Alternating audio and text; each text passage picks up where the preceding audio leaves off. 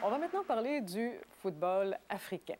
Vous savez, il y avait 6 équipes qui étaient inscrites pour cette Coupe du monde. Il n'y en aura probablement qu'une seule qui va passer au prochain tour. Il y en a un invité avec nous, M. Radouane Bnounousser. Bonsoir, merci beaucoup d'être avec nous. Merci de m'avoir invité. Ça me fait plaisir. Vous êtes marocain d'origine et vous aimez écrire. Vous avez écrit quelques livres, dont un sur le football, en fait, le football africain.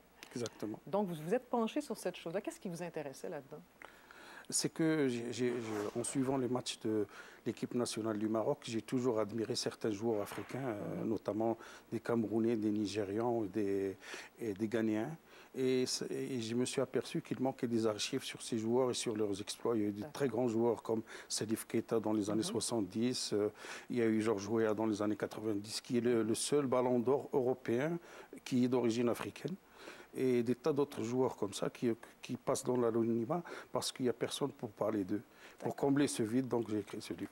C'est très bien. Et pour le bien de notre discussion, on va regarder ensemble. On a fait un petit tableau pour montrer les 6 équipes qui étaient là présentes au départ.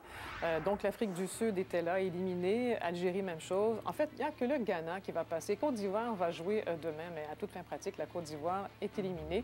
Donc, le Ghana va passer. Selon vous, comment expliquer... je pense qu'on peut parler d'un certain échec, qu'il n'y ait pas plus d'une équipe qui passe du côté des huitièmes de finale. Je pense que le mot est trop gentil. C'est une véritable catastrophe parce que d'abord, c'est la première fois qu'un pays organisateur est éliminé au premier tour. Donc on va avoir ce record sur le dos pendant des années. Deuxième problème, c'est que les équipes africaines, ils sont en régression même par rapport aux autres précédentes éditions. Et ce problème-là, il résulte de plusieurs motifs. Le premier, c'est une instabilité technique. La plupart des équipes nationales ont changé d'entraîneur à 3 ou 4 mois de la Coupe du Monde. Et en plus, ce sont tous des entraîneurs étrangers. C'est des étrangers. Ils viennent tous d'Europe. Le plus symptomatique, c'est la Côte d'Ivoire. Ils sont francophones et ils ont un entraîneur suédois. Je ne sais pas quelle langue s'exprime avec eux, mais de toutes les façons, en 3 mois, il ne peut pas faire de miracle. Et cette instabilité technique s'est répercutée sur le niveau de jeu, sur la cohésion. Sur la façon de jouer, il y a beaucoup d'indiscipline de jeu. Vous avez trop de tirs non cadrés, trop de passes, mauvaises passes, trop de déchets dans le jeu. Ça, c'est la première raison essentielle. La deuxième, c'est encore ce problème qui revient après avoir disparu il y a des années. C'est est-ce qu'il faut le mélange entre les joueurs professionnels et les joueurs qui jouent dans leur pays.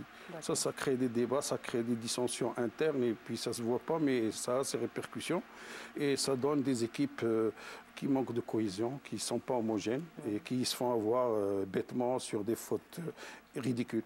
Mais ça se peut aussi qu'on ait peut-être mis beaucoup d'espoir, parce que c'était sur le continent africain. Bon, évidemment, il y a des grandes vedettes qui étaient là. Bon, Samuel Eto'o, Didier Drogba, mais on ne peut pas se fier que sur une vedette, parce que la majorité des joueurs de ces équipes-là, contrairement aux joueurs européens, ne sont pas tous dans de grands championnats.